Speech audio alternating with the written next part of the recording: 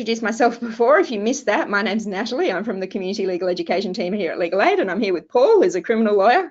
Good afternoon. So today we're going to be talking about legal words. So that's to help interpreters or bilingual workers to have a better understanding of all those words that we use in the law. It could be if you're working in courts or helping people who are getting legal advice or in mediation or other legal settings. And I guess Legal Aid does these workshops and webinars for community workers to assist interpreters to understand the legal words, and also so that you can help our clients better. So at the end of the day, it's for the benefit of Paul's clients and our clients at Legal Aid that we all work well together.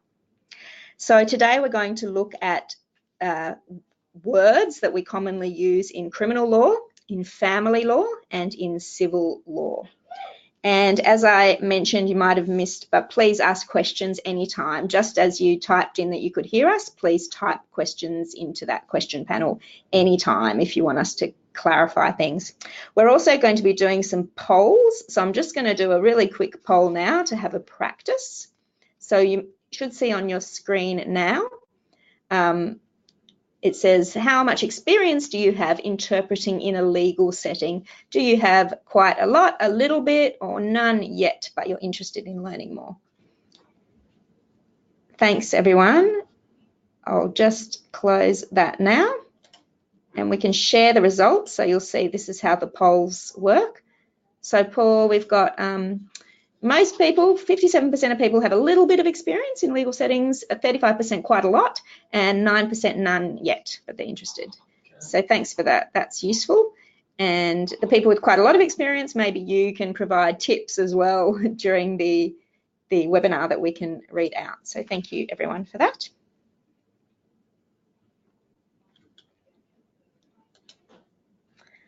All right, so we're going to start with a brief overview of the words we use here at Legal Aid. So this might help you if you're working with Legal Aid clients. There's also a handout that you will get by email at the end of the webinar, and it's also attached to the webinar, which is just a summary of the words that we'll be talking about today.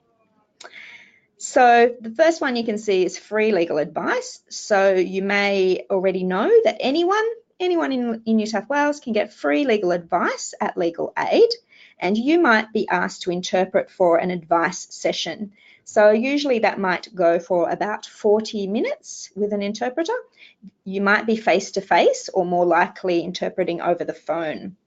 And lawyers might need to fill out a Legal Aid form at an advice session. So this is called applying for a grant of legal aid.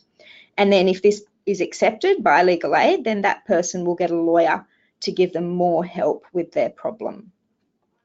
So the next one down you can see is duty services at court. So that means there is a lawyer at court who can help people on the day as a one-off service, and that's called a duty lawyer.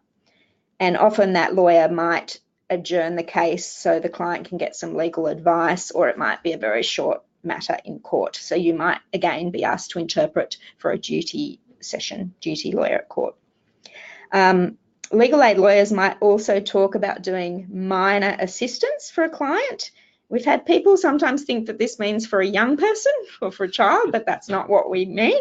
It just means a sort of short or small amount of work. It might be resolving a legal issue by writing a letter or making a telephone call to help the client resolve their legal problem. So that's minor assistance. The grant of legal aid, as I talked about before, is more like ongoing help from a lawyer. So a person might get a grant of legal aid for a criminal trial, or for a family law matter, or some civil matters as well. And there are some means and merits tests for that. So that means people might have to, they might not be able to get legal aid if they earn too much money or if they own too much property. So that's what the means and merits test means. The other thing you might be asked to interpret for, I know I've worked with a lot of interpreters in community legal education, so that means a lawyer or someone from the community legal education branch is talking to a group, and we do that with the assistance of an interpreter. So that's sort of where you might be asked to help here at Legal Aid. This is just a few statistics about legal aid. So as you can see on the screen, about 12.5% of people are born in non-English speaking backgrounds. That's the clients of legal aid. And legal aid provides services targeted at, I guess, socially and economically disadvantaged people in the community. Often our clients have a wide range of legal problems, sometimes also health or psychological issues, and also the legal issues might be made worse or made more difficult if they have English, if their English is not that good, which is where the work of interpreters is so important. Just a quick note on interpreting in legal settings. Sometimes you might be asked to interpret words that are distressing or difficult to talk about, such as child abuse, sexual assault, or domestic violence. And in some cultures, there might be topics that are not usually discussed or embarrassing, like marriage breakdowns or financial issues. But I'm sure you all know that as interpreters, it's very important for the lawyers that you interpret everything, all the words as they're said. And if we also know that there's often, there might not be an exact word in a different language. There might be an English word or many English words to describe a certain type of assault, for example, but not an equivalent in your language. So it's what you can do in that situation is just to explain that to the lawyer and have a chat to the lawyer about that. One other quick tip before we move on to describing the words is sometimes lawyers are pressed for time, you know, the duty lawyer or in advice sessions or court. I was just talking to Paul before about how under the pump lawyers are sometimes, and it's important that you do ask the lawyers or clients or people in court to please speak more slowly if they're speaking too fast and it's too difficult to interpret. Yeah, absolutely. I wouldn't be afraid to tell anyone in court that they need to slow down so you can do your job properly. Definitely, thanks. So first we'll talk about some general words, so words that are used in court. So I might ask Paul now to introduce himself, his work at Legal Aid, and then talk about the differences with all these legal words that you can see on your screen. Yeah, sure. So my name's Paul Hopley. I'm a lawyer in the criminal indictable team here in central Sydney. At the moment, I assist people charged with more serious offences where their charges are usually headed toward the district court. But I've also worked in local courts and worked for many years with interpreters, and I consider a good interpreter absolutely invaluable. And on occasion, or very often, they're the most important person in a courtroom because the process can't happen without them. It's so important to us at Legal Aid that a client's able to follow what's happening in court and tell us what they want to happen. And again, without an interpreter, often that can't happen. So I just want to say how valuable I find the work. So moving on to some of these words, a mention is one of the most common. Mention's a short court appearance where a party might ask for an adjournment or list the matter for sentence. It's where the matter is essentially put off to another day for another purpose. It's up to the magistrate as to whether or not it's put off for a mention, but that leads us into the next word, which is an adjournment. So an adjournment is when the court matter's essentially suspended or postponed to come back for some other application to take place. So yeah, mention is a short court appearance, and an adjournment is when parties come back for another reason. In terms of the other words that are on this list, a hearing is when a full court case takes place in front of a judge or magistrate. Often that's when evidence is called, people testify, they give evidence, people are cross-examined like on TV. And a trial is a similar process, but it normally occurs in a higher court, like the district court, the Supreme Court, and it's usually overseen by a judge, and the outcome is often decided by a jury. So usually in criminal matters, Paul, a hearing or a trial is when someone has pleaded not guilty, or yes, yeah. That's right. So they've pled not guilty, and it goes through that process, or there's some other more lengthy process that's going to take place, like a bail hearing, something like that. And we don't have time in this 1 hour webinar today, but there were quite a lot of changes to some of the words used in criminal law this year. There have been some changes, and there's some recorded webinars and also podcasts on those changes. So, for example, you might have heard about committal hearings before, so they've changed quite a lot this year with some changes. So there is some more information about that we can send links to, or you should find that in the email at the end of the webinar. Absolutely. So just flag it.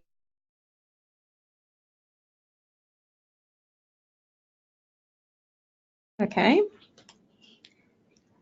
So here's a little picture of a courtroom, and we're going to explain some words that are used in court now. So party, that's a pretty general word. Yeah, general word just for the people, or it can be an organisation who are directly involved in a legal case. There are a number of people who can be said to be a party. Some of those are an applicant, a plaintiff, a complainant, prosecutor. Those groups of words, or that group of words, is usually used for a person who starts a legal action or case in front of the court or tribunal. The word plaintiff and applicant are used more commonly in family law and civil law cases, and the phrase or the term complainant is usually used in criminal matters, and it's for the person who makes a complaint to police, essentially to say that someone has committed a crime that has affected them. A prosecutor is again a word that's used mainly in criminal law, and it usually refers to either a police prosecutor in the local court or a Crown prosecutor in the district or Supreme Courts. Okay.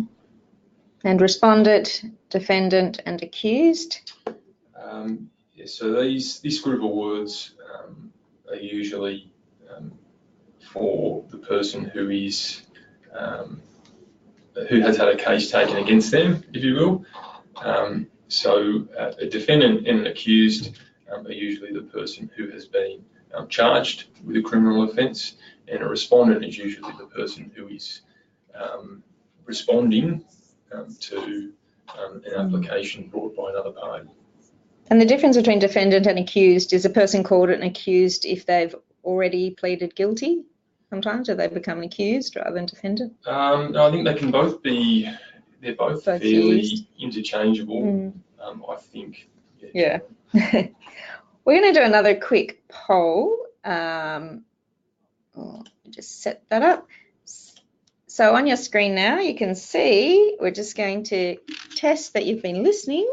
A plaintiff is a person who, and you can just select one, is accused of a criminal offence, who starts a civil case against another person in court, or who assists the magistrate in court. Pretty easy there. I'll just give you another second and close that poll. So most people, Paul, about 3/4 have said a person who starts a civil case against another in court. Yes. So yeah, that would be right. And the person who assists a magistrate in court, so they would be in that picture somewhere. Who would that? Would that be the? Oh, the person sitting in front of the. Yeah. Yeah, they'd probably either be termed a clerk or a often a sheriff can sit there. Yeah. He doesn't look like a sheriff though in the picture. No, it's. Yeah, that picture is from a poster which you can get from Legal Aid, which describes who's who in the court. Yeah. So moving on to, I guess this is other people in court. And so that picture's inside a courtroom, obviously. And what you can see on your screen is registrar, magistrate, and judge. Paul, do you want to just briefly explain what the differences are there? Yeah, sure. The registrar is a senior legal officer of the court who provides people with information and can make administrative decisions, and they can also decide less complicated matters. So they might do the adjournments you were talking about before? Yes, absolutely. Or if a court is short-staffed, or in regional areas, for example, they can decide bail for people on the weekends. Yeah. A magistrate is the person who hears and decides civil and criminal matters in a local court. Lawyers call a magistrate Your Honour, so should everyone, including interpreters. Yeah. And a judge is very similar, but they hear and decide civil and criminal cases in higher courts, like the District Court, the Supreme Court, High Court, federal and family courts. Again, you call judges Your Honour. And this is a courtroom, but also in tribunals, they're the people who sit in.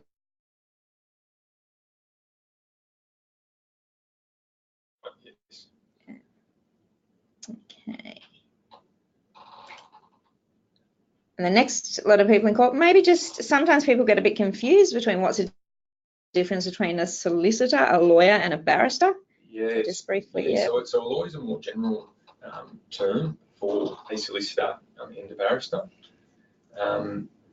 Generally, solicitor and lawyer are pretty interchangeable. A barrister is essentially a type of lawyer who gives high-level legal advice, and they'll probably be the person you see wearing the gown and the wig and arguing a case in a higher-up court or before a jury. Yeah. So you might hear some legal aid lawyers might call themselves lawyers, some might say solicitor. So those two are fairly interchangeable. Yeah, that's right. Okay. Moving on now, we'll talk about some words around documents, legal documents. And I think it's important to know what these types of words mean, because there may not necessarily be a direct translation in all languages. So just as a way to explain to people, or use other words to describe what these are. So an affidavit, the first one there, is a written document and containing evidence, and it contains factual evidence. So you'll see it written about what somebody saw or heard or felt. So it's sort of firsthand.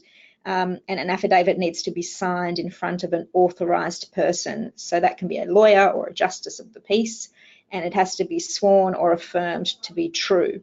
You might also hear the word deponent. So the person who signs the affidavit is called a deponent. And I guess the main difference between affidavit and statutory declaration, or stat dec, is that the affidavits are really used in court. So they are evidence in court, while a statutory declaration, or stat dec, it's also a statement declaring the truth, but it's used a lot more widely. So if you apply for a passport or to obtain documents like a birth certificate or marriage certificate, that you're signing a stat dec. So that's kind of used in everyday life, while affidavits are used more in court. So I mentioned that affidavits and stat decs must be sworn or affirmed. So these are different.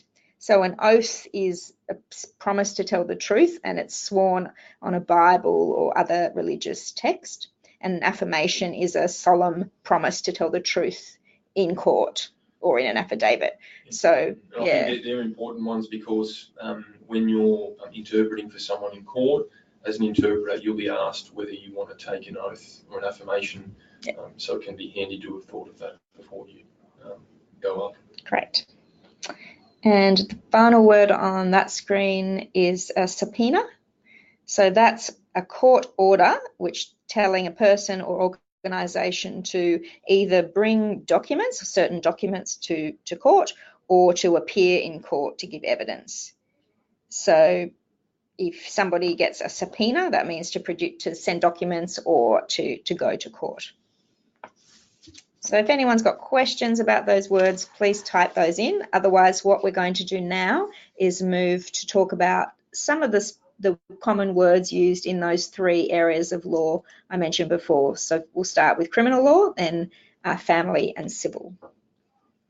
So criminal law, I will hand over to Paul. Do you want to just talk generally about, what criminal law is? Yeah, sure. So criminal law usually involves offences against the community, like stealing, assaults, drug dealing, serious ones like murder. Crimes can be punished by fines, by prison time. And at the moment, there are a whole range of new sentencing outcomes you can get, like an ICO, which is an intensive corrections order, a CCO, which is a community corrections order, and a CRO, which are conditional release orders. Essentially, what those are sentences that see you not in prison, but are monitored by community corrections and parole to make sure that whilst you're not in custody, you still have obligations to fulfil. Criminal law is probably the largest part of legal aid work, or it is the largest section. And criminal lawyers at legal aid assist people charged with all sorts of criminal offences. So those new sentencing options, so that we said before that a lot has changed in criminal law this year. So interpreters who said they'd worked a lot in courts already might have heard terms like good behaviour bond, suspended sentence, home detention. So they're now quite different. So if you want to have a look at our recorded webinar or listen to the podcast on that topic, you can find some more information. We've got a question around another party in court, I guess a claimant. Is that more civil law than criminal law? Yeah, that's something that isn't, I haven't come across in criminal law, so I think it's more of a civil law. Yeah. Okay, we'll talk more about the civil law words in a minute, so thank you. So the criminal process, this is a very simplified diagram about the criminal process, but might help to talk through some of these words. Yeah. So you'll be interpreting at some point, and sometimes at every point of that particular process. The first part there is arrest. To be arrested is when you're taken into police custody for committing or having been suspected of committing a criminal offence. By offence, I mean something that the law says is wrong or something that is against the law. After you're arrested, you are then charged, usually by the police. This is when the police formally accuse a person of committing an offence. Someone is charged. Following charge, you are, bail is considered. Now, bail is the release of a person from custody after they've been charged with a criminal offence on the condition that they come back to court on a certain date in a certain time. Other conditions can be included, like reporting to a police station, handing over some money and promising to forfeit if you don't come back to court. Bail can be given by the police, or bail can be granted by a magistrate or a judge in court. The next step is you're before the court and you've either asked for bail or not. Then you'll be asked to enter a plea. A plea is when a person tells the court whether they are guilty or not of the offence. You might hear a magistrate or a lawyer ask someone, how do you want to plead? And essentially you either plead guilty or not guilty. Guilty is when a person admits that they committed the offence, or the court decides after hearing all the evidence that they committed the offence, they find them guilty. And not guilty is when the court decides the person did not commit the offence after they've heard all the evidence, or this is a plea that a person can enter to say that they didn't do it. Next you go to trial or hearing. A trial is usually in a higher court, I think, as we said before, in front of a judge and a jury, and a hearing is usually in a local court before a magistrate. And then finally, if you're unlucky enough to be found guilty or plead guilty, you are sentenced. And a sentence is the punishment that a court hands out for someone who is found guilty or is pleaded guilty.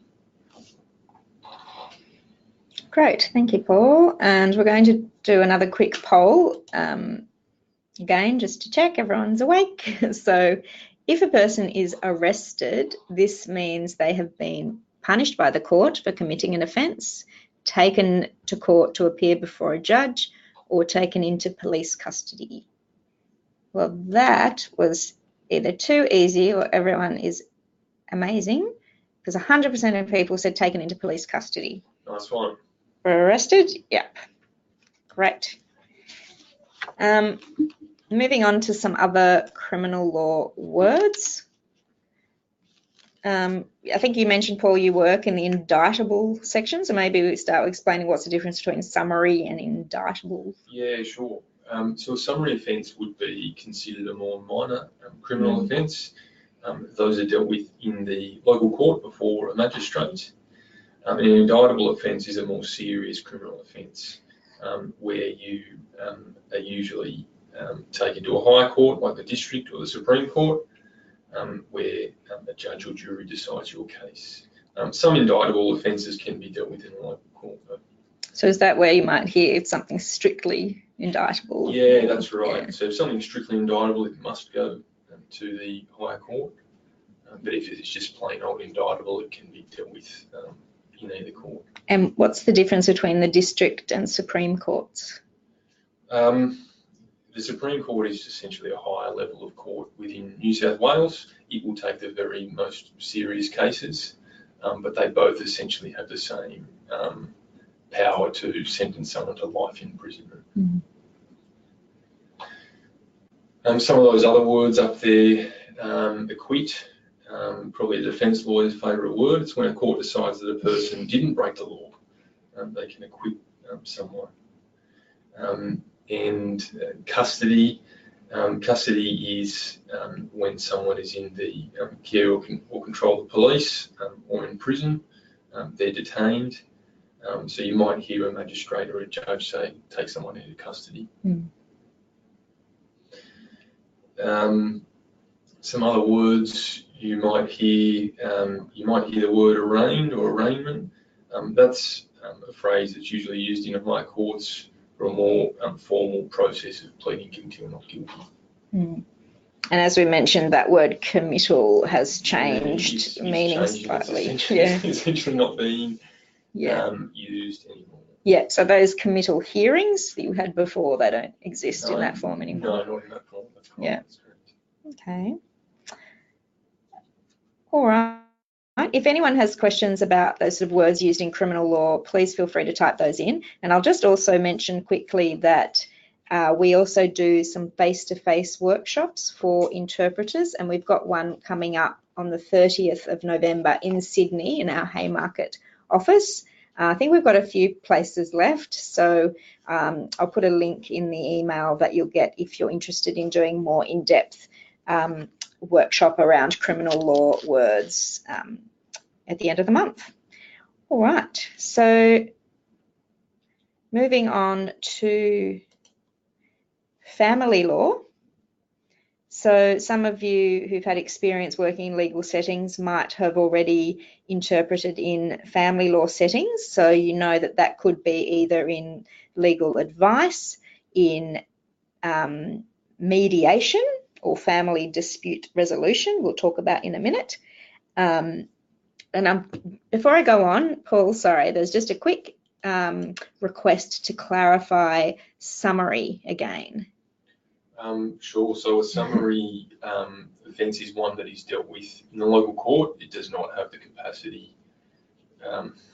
It's hard. Just being a lawyer, there are so many caveats on everything. Yeah. But a summary offence is usually one that carries term of imprisonment of 2 years or less and is dealt with in a local court, whereas an indictable offence carries a greater term of imprisonment that is dealt with in a district court. So summary offences are the less serious offences. Yes. So some examples? Trespass, failure to follow a move on direction by the police. Or offensive language. Yes, maybe yeah, that kind offensive of thing. language, Yeah. yeah, those kind of things. Okay. Yeah. All right. Thank you. Thanks. Sorry about that. So family law, you can see on the screen, there's 4 main areas and they're quite separate in family law. So divorce is one, obviously at the end of a marriage, and that is granted by what's called a decree of dissolution of marriage. Then children is a separate area. So if you are separating from a partner, the divorce proceedings, divorce application is quite separate from any application around who the children will live with or spend time with. So children are separate. Then child support is a separate again. So legal aid has a section that helps people with child support matters. And that is when one parent must pay the other parent to help with the costs of raising children. Then the final thing is property. So again, when people separate, there might be disputes about property, division of property. So that again is a separate matter to where the children live or the divorce proceedings.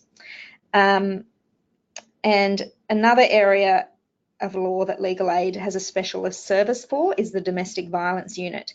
And unfortunately, in our community and everyone across the world, I think this is quite common, unfortunately, and something you've probably come across if you're interpreting in legal settings.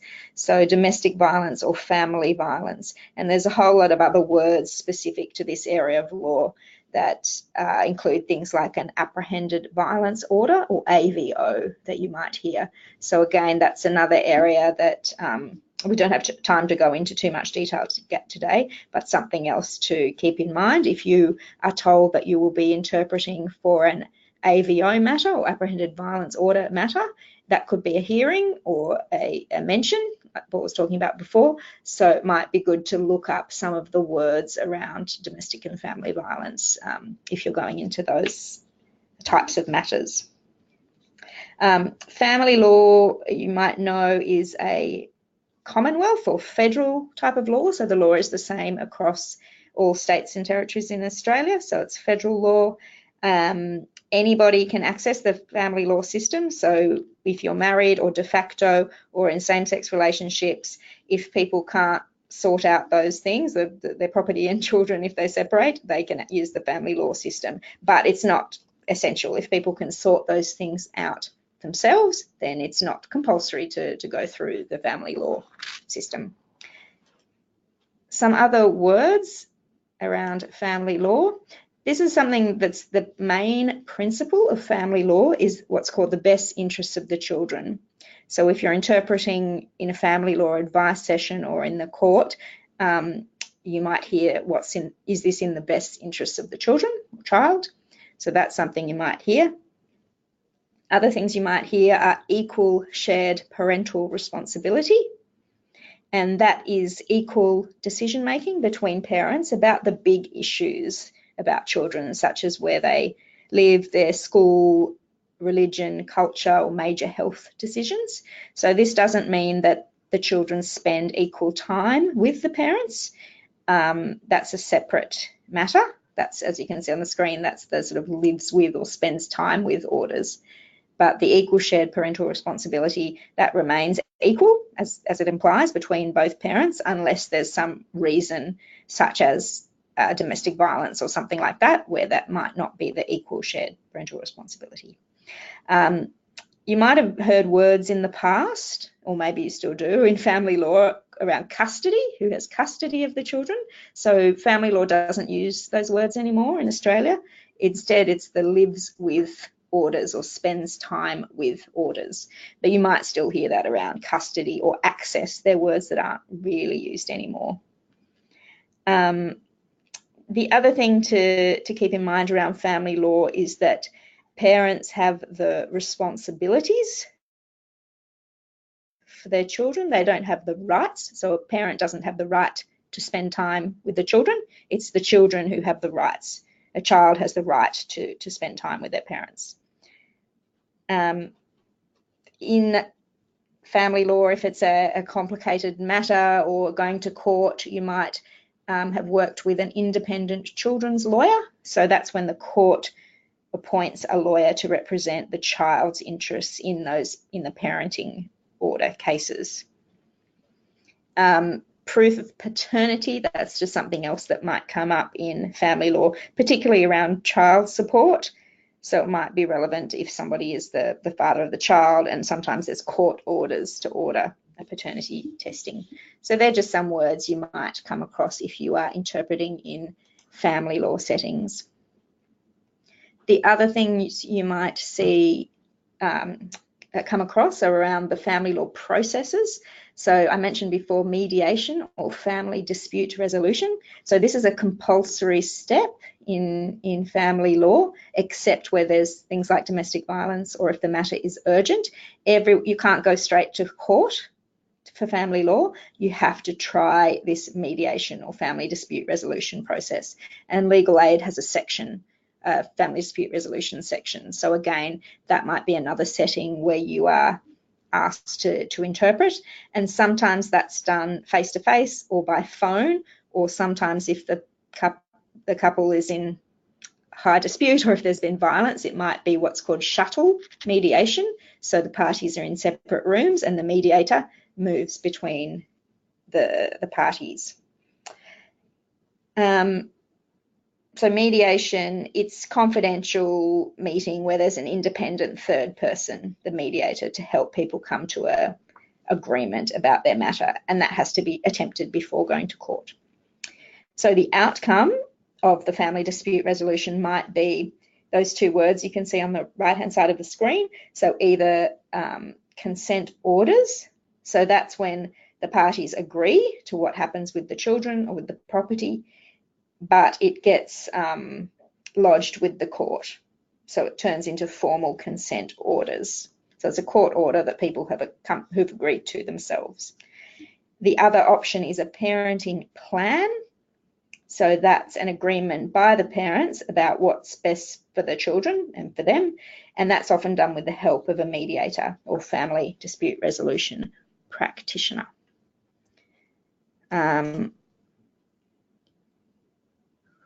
We've got a question about how does Australia deal with cultural or religious laws?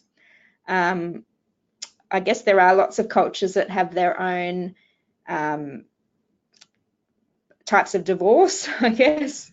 Yeah, I think in Australia, well, to get married, you can get married in a religious setting or by a religious person, but you'd still need to apply for a marriage certificate. So I think you can definitely, if you've been married overseas, it's definitely applicable, still applies in Australia. But things like divorce, I guess that kind of thing, you'd probably need to get specific legal advice. And I think the family lawyers at Legal Aid would be quite experienced in that situation. Somebody who says, I've been divorced by, in my religion or in my culture, does this apply? Am I actually divorced under Australian law? So I'm not 100% sure. I think you'd still need to follow the marriage or divorce sort of procedures in Australia. And obviously things like domestic violence is a crime as well. A lot of types of domestic violence are criminal offences. We would definitely, suggest for people to go to domestic violence specialists, go to the police around that, not I don't know if there's some cultures where it's accepted. We would say in Australia that is a crime. I don't know if that answers your question, but I think if there are questions around that kind of thing, definitely you can get specific legal advice around that. Yeah, definitely. Yeah.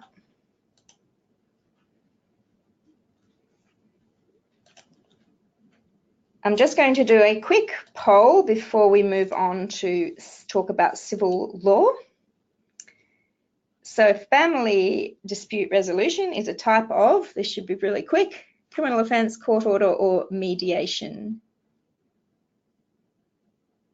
I'm going to close that there and share those results. So most people have said it's type of mediation, which, yep, definitely it is. A court order, it's not a court order, but it's definitely, if you went to court first, they might tell you to go back and try family dispute resolution first. That's a requirement. So yeah, family dispute resolution is a type of mediation. Thanks, everyone.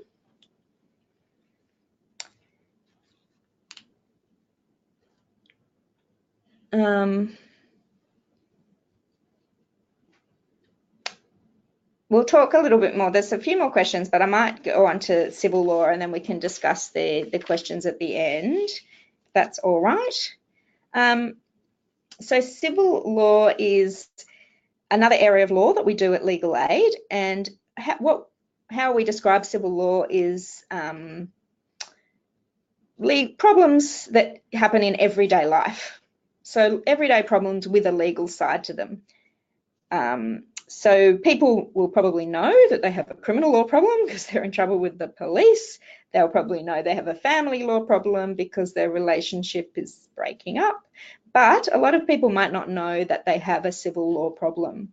It's the area that is covered is very, very wide. So it's things like finances, money, so problems with banks that you're hearing about in the news at the moment with the Royal Commission. Car accidents could be a civil law problem. Property, so if you have problems with a landlord, that kind of thing, or contracts, writing a will, all these things are part of civil law.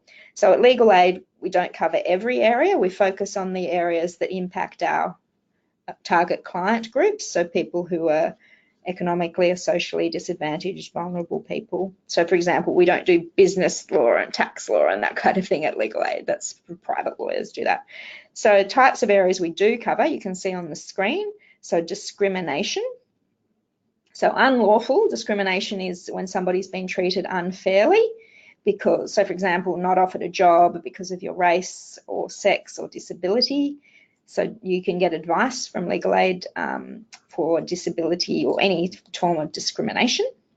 Employment, so if people have been unfairly dismissed from a job or they're being underpaid, that's a legal issue that people can get advice about. Government law, we've got a government law section at Legal Aid which deals with federal government issues, so such as Centrelink or the NDIS, and immigration law, so things that are federal government issues. Consumer law is the most common legal issue in Australia, and that includes people having issues with credit, debt, mortgages they can't pay, that kind of thing. So consumer law, or buying goods or services that are faulty, all those kinds of things are consumer law issues. Legal Aid also has a mental health advocacy service which deals with mental health law and guardianship.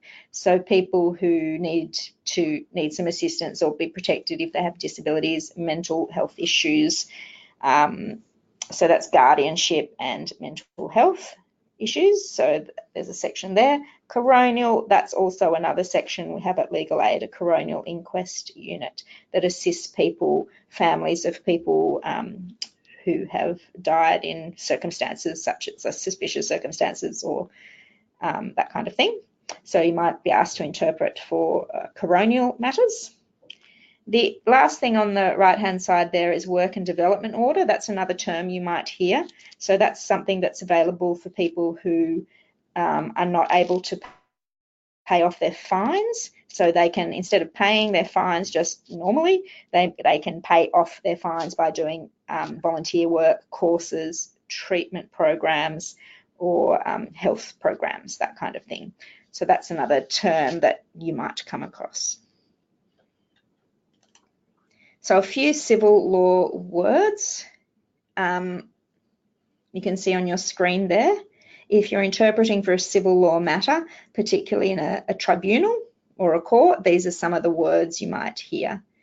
So a duty of care, so that's the duty or responsibility of a person or organisation has to look after another person. So examples are like an employer has to make sure that all the health and safety rules are followed, or a hospital must make sure that they give the best treatment possible to their patients. Another example,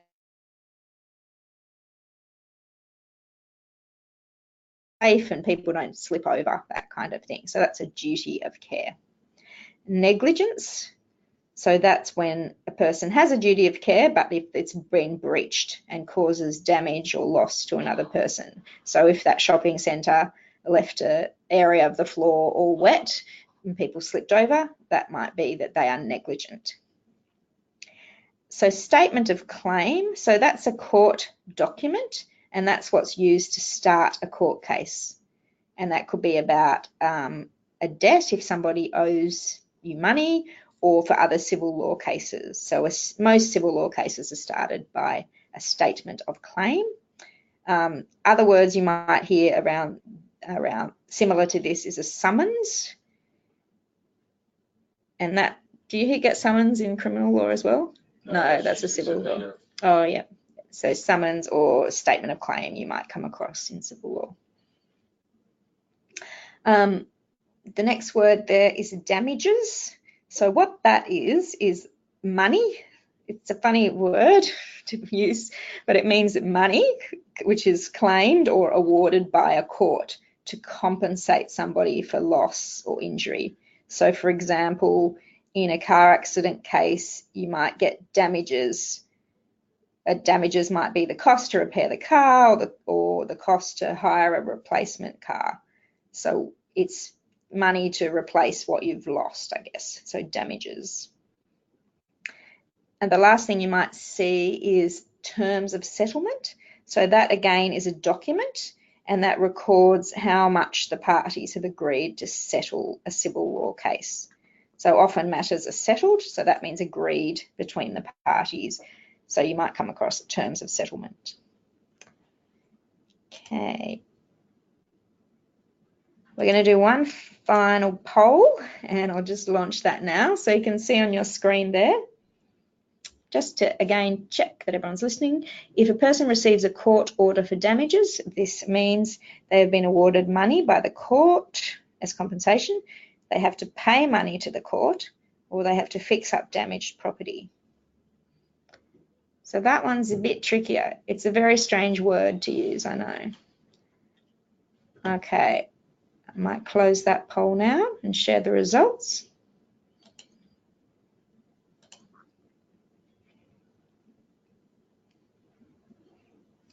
So damages, 45%, most people have said they have, if a person receives a court order for damages, this means they have been awarded money by the court as compensation.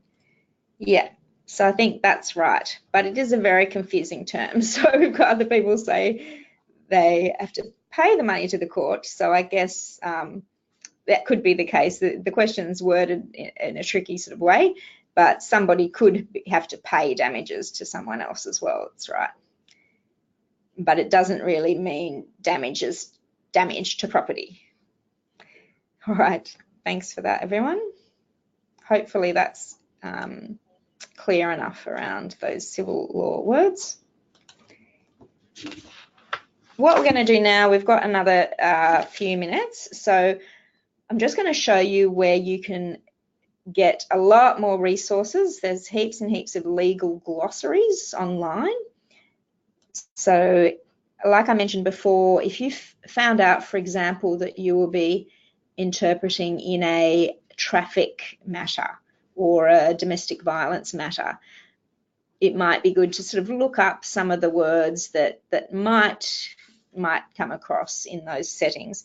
So I'll just show you now quickly where you can go to find some more help. So Law Access New South Wales, if you haven't heard of that, it's almost like it's legal aid sort of helpline or hotline, and it's the first place to go for legal help in New South Wales. So Law Access New South Wales has a really good website, and it includes a section called Representing Yourself, and that has lots of information as well as this legal dictionary. So you can see on your screen, you can just have a look at what different legal words mean on Law Access New South Wales, and these links will be in the email that you'll get just after the webinar.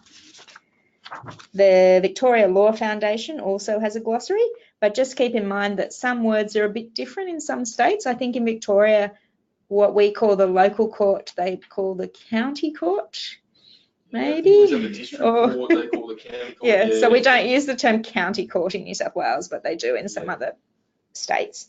And I know in the ACT, the local court is called the magistrates court. So there's just a few differences. So just keep that in mind if you're looking at resources from another state. The federal court also has a glossary of legal terms. So if you are interpreting for a matter in the federal court, so that could be a matter that, some examples in the federal court could be like immigration matters or discrimination under the federal discrimination laws, so that kind of thing. If it's a Australia-wide law, then it might go to the federal court. So just have a look at that resource there. Macquarie University in Sydney has a glossary of specific family law words. So again, that's useful if you know you're going to be interpreting in a family law matter, in a family dispute resolution or court matter. And again, the family court and federal circuit court, those names might be changing early next year, and the government was talking about merging those. So just keep an eye out for changes around terminology to do with family court and federal circuit court coming up. So yeah, there's quite a few legal glossaries out there and a lot more information that you can find. So do check out those links in the email that you'll get.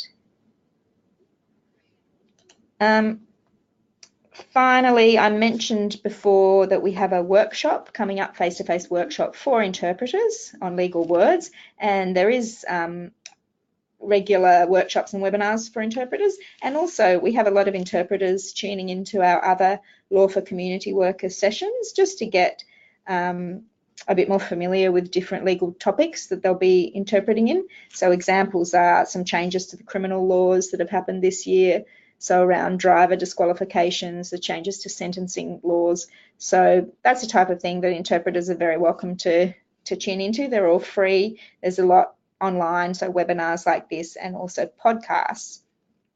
So do feel free. You can see on the screen there's a Law for Community Workers button there, so feel free to check that out.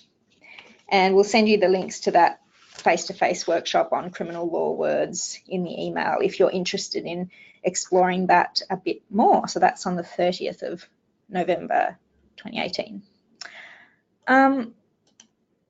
That's all that we were going to cover today, and we've got exactly 5 minutes for questions. So if anyone has questions, particularly for Paul as a criminal lawyer today, if you have if you've interpreted in the local court or district court and you have any questions around that, please feel free to type those in now. Coming back to the question first around the religious and cultural laws in Australia, the question about non-adherence to monogamy, I mean, that's not a crime in Australia. No. That's a just a matter of I mean, I suspect that generally religious and cultural laws from other places are not law here, and you'd have a tough case trying to argue that they definitely things like polygamy. So in Australia, a person can't be married to more than one person. That definitely, might happen in other countries, but that is the law in Australia. You can't be married to more than one person. I know that child marriage is a really big issue in Australia, so there's laws around that. You can't marry someone under 16, and there are criminal charges around that. Got some more, so hopefully that clears that up a bit. We've got a few more questions coming through, Paul, around what kind of interpreter is allowed at court. Do they have to be a NAATI accredited one?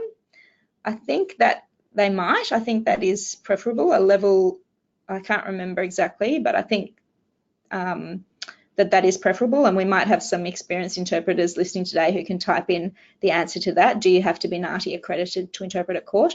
I think preferably yes, but I know that there are some languages in Australia where there are only very few interpreters and they might not necessarily be accredited, but there's no option there. In terms of when we request interpreters, we request them through the court and then the court organise them, so I'm not exactly sure the process that gets them to court, and what kind of accreditation? Yeah, I think the courts generally go through Multicultural New South Wales if there are interpreters available in that language. So yeah, I think contact NAATI or Multicultural New South Wales to ask those questions. I know you can be on the panel at Multicultural New South Wales. They might have their own requirements, but check. Oh, somebody's answered. So the courts do require professionally accredited NAATI interpreters to interpret in court. So that's probably right, except there might be some languages where there aren't any accredited interpreters. So there will be a certificate that comes out automatically through GoToWebinar. So have a look at that today, and you can then check with NAATI whether you can count this towards your continuing points. I'm not sure the terminology, but they should accept that. If you have a problem with that certificate, you can email. I'll give you the email address. It's also on the screen there, cle@legalaid.nsw.gov.au. So if you have an issue with the certificate or would like something else, please do contact us. All right. Does anyone else have questions today? Otherwise, it's just 1 minute to 2. So we've been really good with our time today, Paul. So thank you for that. If you have any questions later on, do feel free to email the CLE email address. So take that down. Great. Thank you, everyone.